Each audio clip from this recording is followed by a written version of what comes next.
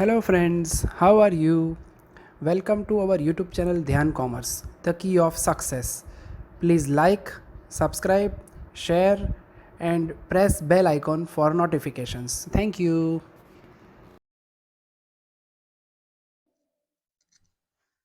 जय माता जी स्टूडेंट्स। बच्चों आज हम आगे देखने वाले हैं सेक्शन डी का पहला एग्जांपल। आज का हमारा पहला एग्जांपल जो कि सम नंबर 10 है, जिसमें हमें एरिया की जरूरत नहीं पड़ने वाली है। हमें z स्कोर दिया गया है, x1 x2 दिए गए हैं और उन्होंने पूछा है find mean and standard deviation. तो सबसे पहले बच्चों आप क्वेश्चन में ऑब्जर्व कर ही सकते हो, हम यहाँ पे मेंशन कर ही चुके हैं, ठीक है, कि जो प्रोडक्शन है वो है 2400 एंड 1800 यूनिट्स और उसके साथ रिलेटेड वैल्यूज है, z स्कोर है वो है 1 एंड -0.5। सबसे पहले तो हमारा जो स्टैंडर्ड नॉर्मल वेरिएबल होता है that is defined as z is equal to x minus mu upon sigma, ठीक है। अब इसमें म्यू एंड सिग्मा नहीं दिए हुए, उन्होंने हमें दिया हुआ है कि x1 की वैल्यू जो है वो है 2400, x2 की वैल्यू जो है वो है 1800 एंड कॉरस्पॉन्डिंग उसे हम कहेंगे z1 is 1 and z2 is -0.5। थोड़ा सा सिंप्लीफिकेशन करना है तो z1 is equal to x1 minus mu upon sigma, values रख देते हैं हम, ठीक है। z1 की वैल्यू है 1, x1 यानी 2400 minus mu upon sigma, sigma को शिफ्ट करेंगे यहाँ पे, ठीक है। तो इक्वेशन बनेगा बच्चों, ठीक है। सो पहला इक्वेशन हम कह सकते हैं equation number 1 that is 2400 minus mu is equal to sigma, इसे हम कह सकते हैं नंबर 1। उसी तरह से z2 के लिए भी कह सकते हैं, z2 की फॉर्मूला होगी x2 minus mu upon sigma, z2 is -0.5, थोड़ा सा ध्यान रखना है, x2 की जगह पे हम रख देंगे 1800, यानी एकदम सिंपल बेसिक मैथमेटिक्स है, तो सिग्मा इधर जाएगा, that will be -0.5 times sigma is 1800 minus mu. So सीधा लिखते हैं, equation wise 1800 minus mu is equal to -0.5 times sigma. अब वैसे का वैसा भी रख सकते हो, this is our equation number 2 या रिजल्ट नंबर 2। अब 1 एंड 2 है बच्चों, उसमें म्यू माइनस है, इक्वेशन 1 एंड 2 के ऊपर से हम सिंपली माइनस करेंगे, सीधा लिख सकते हो फ्रॉम इक्वेशन 1 एंड 2। छोटा सा प्यारा सा सम ले रहे हैं आज के सेशन की स्टार्टिंग में हम, फिर थोड़ा तूफानी एग्जांपल भी देखेंगे हम, important. So 2400 minus mu is equal to sigma and second part में है 1800 minus mu is equal to -0.5 times sigma, subtract करेंगे म्यू प्लस हो जाएगा, नेचुरली ये माइनस का प्लस होगा, so that is 600 is equal to 1.5 times sigma, ठीक है। तो बच्चों वैल्यूज जो है वो हमारे पास रेडी है, सिंपली कैलकुलेटर का यूज करना है, sigma is equal to 600 upon 1.5, ठीक है, तो दैट विल बी 400 यानी सिग्मा की वैल्यू बच्चों में मिल गई, यानी स्टैंडर्ड डेविएशन मिल गया है। पैरामीटर्स हमें ढूंढने हैं मीन एंड स्टैंडर्ड डेविएशन, तो सिग्मा रख देते कोई भी एक इक्वेशन में, ठीक है। So put it in equation number 1, तो पहले इक्वेशन में रख देते हैं। So 2400 minus mu is equal to sigma यानी 400, सो देयरफॉर हमें पता चल जाएगा सीधा ही 2400 minus 400 is our mu, that is mu is equal to 2000, ठीक है। फाइनल आंसर अगर कहना है हमें तो हम कह सकते हैं mean which is our mu it is 2000 and standard deviation which is sigma it is exactly 400, ठीक है। तो बेसिक सम देखा बच्चों हमने, अगर हमें z स्कोर दिया जाए, x1 x2 दिए जाए तो कैसे ढूंढा जाता है मीन एंड स्टैंडर्ड डेविएशन। अब हम आगे बढ़ते हैं हमारे दूसरे एग्जांपल की तरफ। तो बच्चों अब हम ऑब्जर्व कर लेते हैं सेक्शन ई का 5वां एग्जांपल, जिसमें क्वेश्चन में हमें उन्होंने मीन दिया हुआ है, मीन की वैल्यू है 52 एंड वेरिएंस दिया हुआ है, ध्यान रखना है स्टैंडर्ड डेविएशन नहीं दिया है, मगर वेरिएंस के ऊपर से हम स्टैंडर्ड डेविएशन ढूंढ सकते हैं। क्वेश्चन है obtain estimated limits which include exactly middle of 25% observation. बच्चों सबसे पहले तो मैं आपको ये कर्व के फॉर्मेट से समझाना चाहता हूँ कि कहना क्या चाहते हैं, ठीक है। हमारा वेरिएबल z इधर होता है 0, यहाँ पे पूछा गया है हमें ऐसे ऑब्जर्वेशन चाहिए जो सेंटर में हो, कितने एग्जैक्टली मिडल 25%, ठीक है, यानी मिडल 25% यानी ये जो हिस्सा है बच्चों वो 25% होना चाहिए, यानी प्रोबेबिलिटी वाइज, एरिया वाइज 0.25, ये पूरा हिस्सा। यानी लेफ्ट साइड में मैं कहता हूँ उसे Z1 ऑब्जर्वेशन है। हम हमारे Z अगर स्टैंडर्ड नॉर्मल वेरिएबल में कन्वर्ट करते हैं तो Z1 एंड Z2, मगर ओरिजिनल कॉरस्पॉन्डिंग वेरिएबल कहने हैं तो हम कह सकते हैं Z1 is nothing but x1 minus mu upon sigma and Z2 is nothing but x2 minus mu upon sigma. ठीक है, अब इसके लिए हमें सबसे पहले मीन चाहिए होगा। उन्होंने हमें दिया हुआ है मीन इज 52, यानी म्यू इज इक्वल टू 52 कहते हैं हम यहाँ पे। एंड स्टैंडर्ड डेविएशन की जगह वेरिएंस दिया है, नो वरीज, क्योंकि वेरिएंस यानी it is nothing but square of standard deviation. Therefore sigma जो है वो हमें मिल जाएगा 64। ठीक है, एंड स्टैंडर्ड नॉर्मल वेरिएबल अगर z कहना है तो it is x minus mu upon sigma. ठीक है, तो x अलग अलग वैल्यू जो हो सकती है वो हम ऑब्जर्व करेंगे। x minus 52 upon square root of 64 बच्चों वो होगा 8, तो 8 लिख देता हूं मैं, अपडेट करता हूं थोड़ा यहाँ पे। तो उस हिसाब से हमें Z1 मिल जाएगा x1 minus 52 upon 8 and Z2 मिल जाएगा x2 माइनस 52 अपॉन 8। तो ये हमारे स्टैंडर्ड नॉर्मल वेरिएबल होंगे related to x1 and x2। तो स्टार्टिंग में हमें यहाँ पे ये दो x1 x2 के बारे में कहना पड़ेगा, कंसिडर करना पड़ेगा वेरिएबल्स जो है। तो हम यहाँ पे सबसे पहले कहते हैं सपोज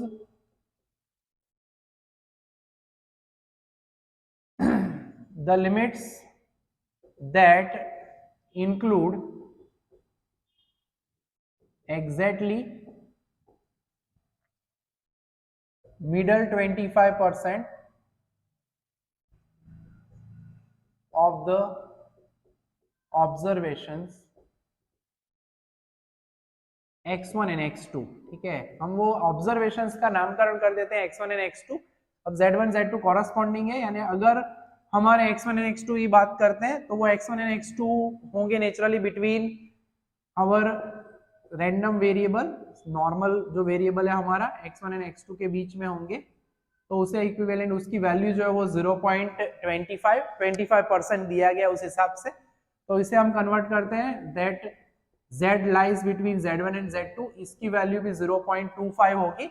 अब एज हम ऑब्जर्व कर सकते हैं Z1 से 0 तक का पार्ट, यानी जो एरिया उन्होंने हमें दिया है बच्चों वो एरिया ये है। ठीक है, अब as we know that symmetric है तो दोनों हिस्से सेम होंगे। तो देयरफॉर अगर मैं कहूं कि Z अगर 0 एंड Z1 के बीच में हो टेक्निकली, तो if Z1 is between 0 and Z तो इसकी प्रोबेबिलिटी होगी 0.25/2 यानी 0.125।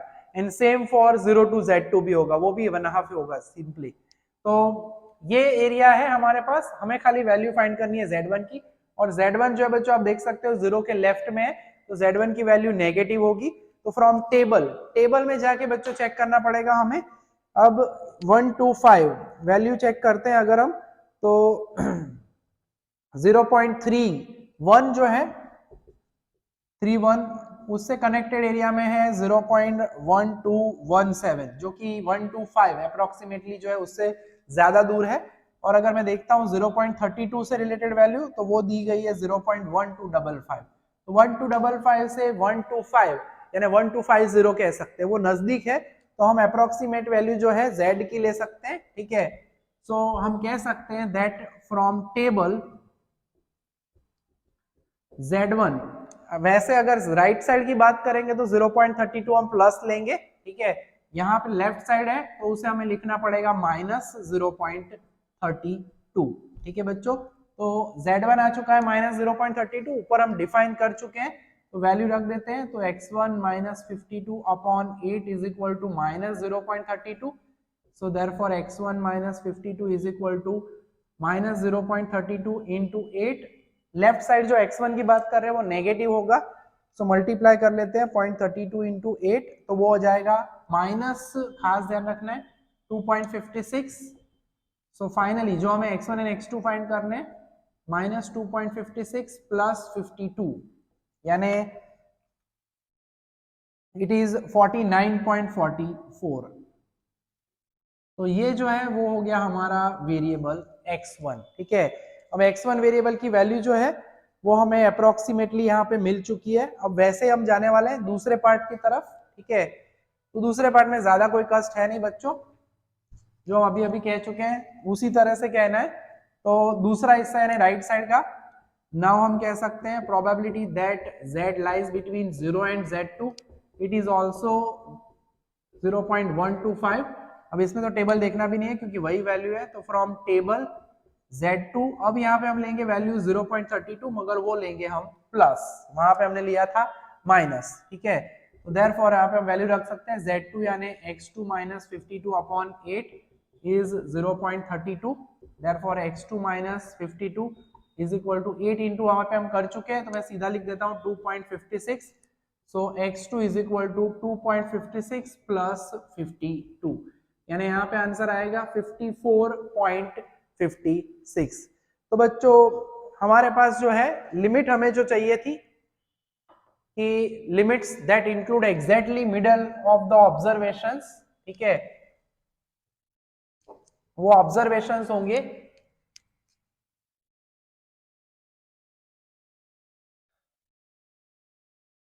लिमिट जो है वो होगी 49.44, मैंने सीधा यहीं पे लिख दिया है, टू 54.56, ठीक है। तो ये लिमिट हमारी रेडी हो गई, दो ऑब्जर्वेशंस हमें ढूंढने थे। तो बहुत ही प्यारा कॉन्सेप्ट वाला सम है, ध्यान रखना है इसका भी।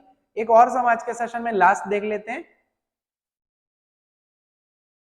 तो बच्चों अब देख लेते हैं आज के सेशन का लास्ट एग्जांपल, जिसमें भी बच्चों हमें मीन एंड स्टैंडर्ड डेविएशन में मीन तो दिया हुआ है, स्टैंडर्ड डेविएशन हम ढूंढ लेंगे वेरिएंस के ऊपर से। So mean is equal to 400 है एंड अगेन उन्होंने वेरिएंस दिया हुआ है, तो वेरिएंस यानी it is nothing but sigma square. So sigma will be exactly 30, square root निकाल लेते हैं। तो हमारा स्टैंडर्ड नॉर्मल वेरिएबल z होता है x minus mu upon sigma, so x minus 400 upon 30, ठीक है। तो z डिफाइन हो जाए बच्चों।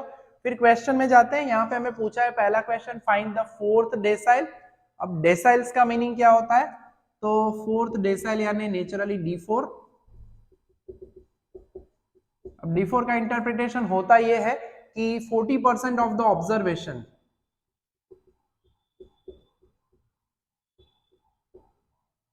आर लेस देन d4, ठीक है, तो उससे कम होते हैं। यानी टेक्निकली अगर कहते हैं हम रैंडम वेरिएबल के बारे में, तो x की वैल्यू जो है वो लेस देन होगी d4 से, ठीक है, और वो कितने परसेंट होगा, 40%। अब 40% यानी हमें पता है एरिया वाइज हम इसे कह सकते हैं 0.4। तो वेरिएबल में कन्वर्ट करना है तो z1 इज इक्वल टू हम यहाँ पे सीधा लिख देंगे x1 माइनस म्यू, x1 में हम d4 रख देते हैं x की जगह पे, 400 अपॉन 30। हमें फाइंड करना है हमारा d4, ठीक है।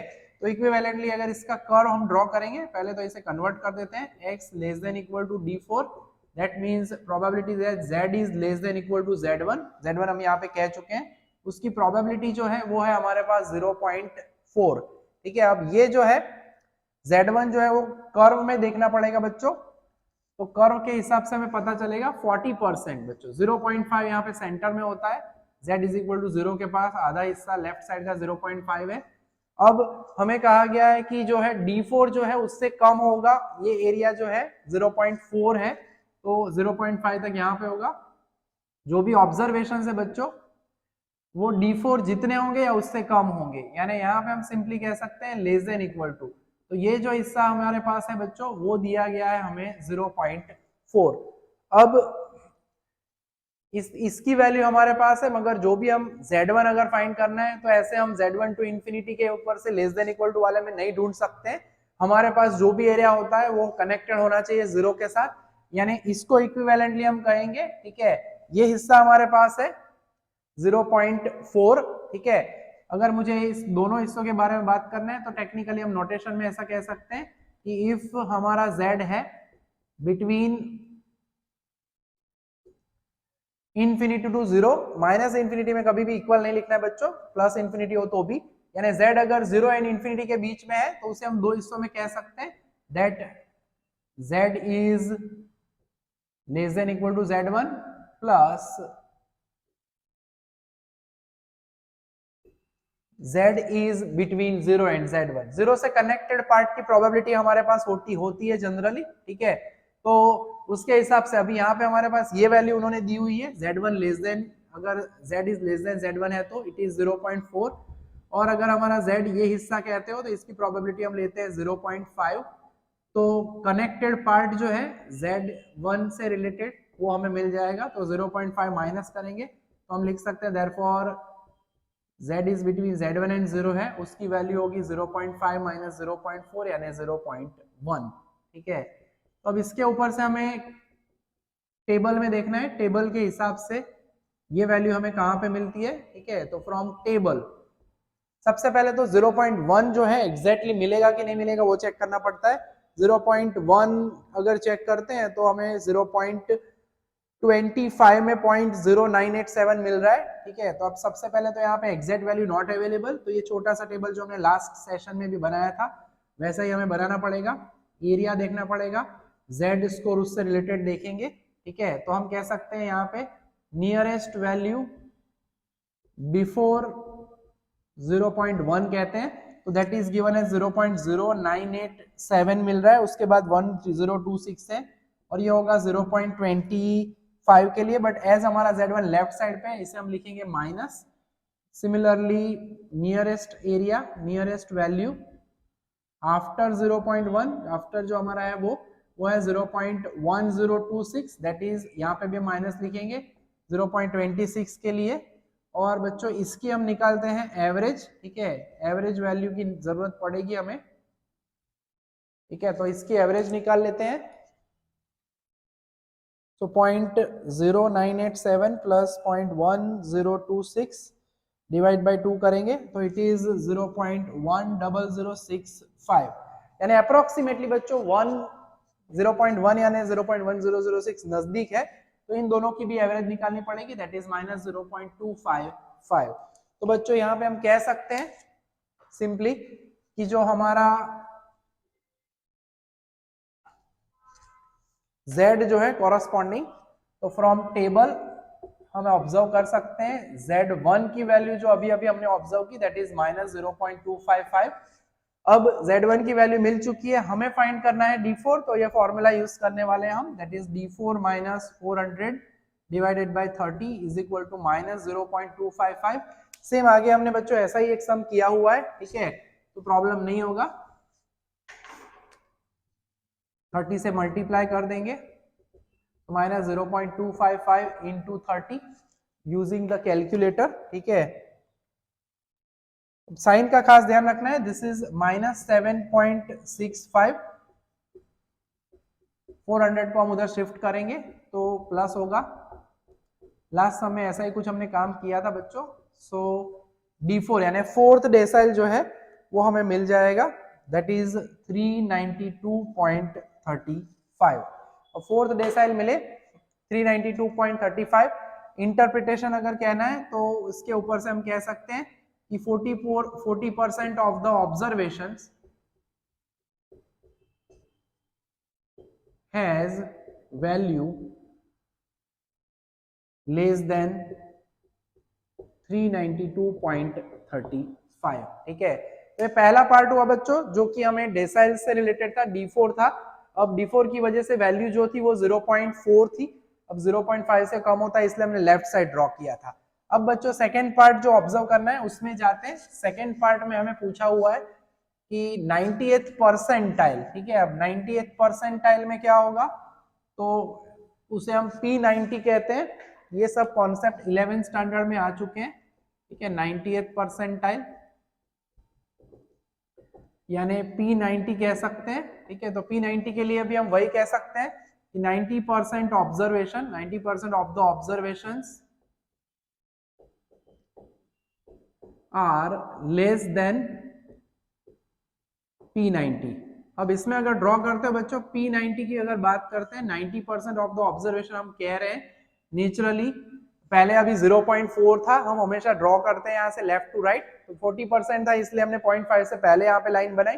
90% है यानी 0.5 से आगे जाना पड़ेगा, यानी हम कह सकते हैं यहाँ पे हो सकता है ये होगा हमारा Z, यहाँ पे हम उसे कह देंगे Z2 नाम देंगे इस दूसरे वाले हिस्से के अंदर। ठीक है, तो Z2 is equal to P90 minus 400 upon 30, ये हमारा Z2 हो जाएगा। सेम कॉन्सेप्ट है बच्चों यहाँ पे भी, माइनस इंफिनिटी टू इंफिनिटी, मगर जो एरिया है बच्चों अब वो हमें खास ऑब्जर्व करना है, वो होगा less than equal to Z2। वही चीज जो अभी आगे हम ऑब्जर्व कर चुके हैं, सेम टू सेम आपको दो हिस्सों में इसे बांटना है, ठीक है। तो अगर मैं कहना चाहूँ यहाँ पे कि हमारा जो ऑब्जर्वेशन है, हमारा वेरिएबल x है, it is less than P90, तो उसकी वैल्यू होगी 90%, 90% यानी कि 0.9 या 0.90, ठीक है। तो इक्विवेलेंटली अगर इसे लिखना चाहे इन टर्म्स ऑफ z, तो हमारा जो z है that should be less than equal to Z2, उसका प्रपोर्शन है 0.9, उसकी प्रोबेबिलिटी है 0.9 या 90। अब इसे हम दो हिस्सों में बांट सकते हैं जैसे अभी आगे किया था वैसे ही। दैट पहला हिस्सा लेफ्ट से लिखना है minus infinity z less than equal to 0 plus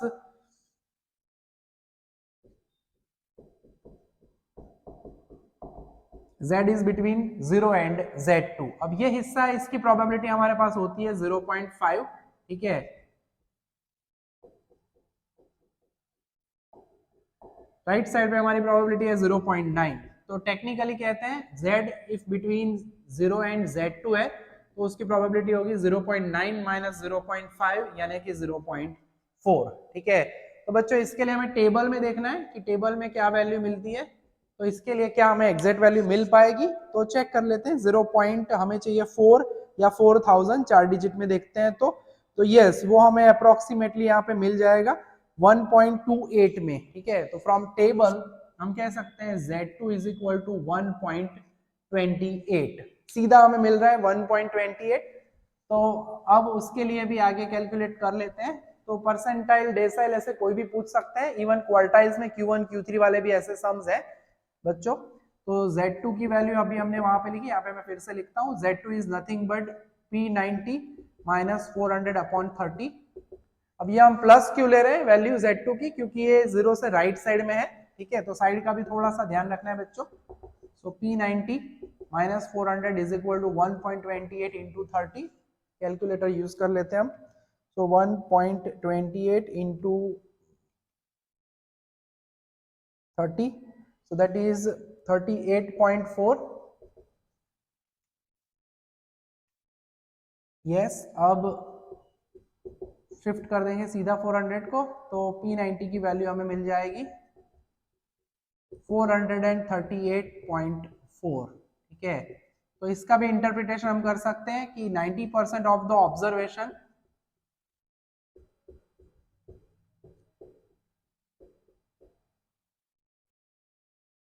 value less than 438.4, ठीक है।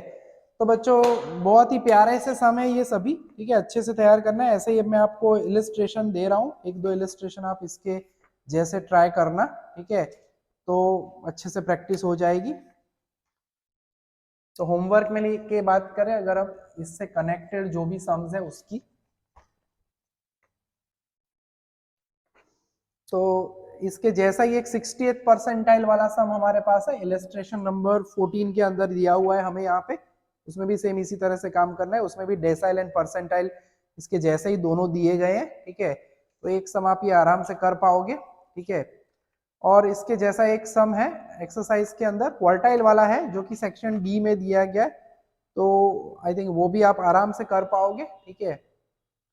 50% ऑफ द ऑब्जर्वेशंस वाला सम है जो मैंने अभी आपको आगे करवाया 25% के जैसा। तो सेक्शन डी का सम है बच्चों, सेक्शन डी का सम नंबर 11। उसमें सिग्मा स्टैंडर्ड डेविएशन की वैल्यू अगर ढूंढनी है तो वो भी हम ढूंढने का काम करवा चुके हैं, तो उसके ऊपर से म्यू एंड सिग्मा आप इजीली ढूंढ पाओगे। तो बच्चों यहाँ तक का काम रखेंगे आज के सेशन में। आज हमने ज्यादातर वही एग्जाम्पल देखे हैं जिसमें अगेन एरिया दिया जाए और आप कैसे फाइंड कर सकते हो Z1 Z2, उसके ऊपर से यहाँ पे डेसाइल परसेंटाइल भी हमने ढूंढ लिया है। नेक्स्ट सेशन में और कुछ इंपॉर्टेंट एग्जांपल देखेंगे बच्चों। यहाँ तक का काम रखेंगे आज के सेशन में। जय माता जी, thank you and take care.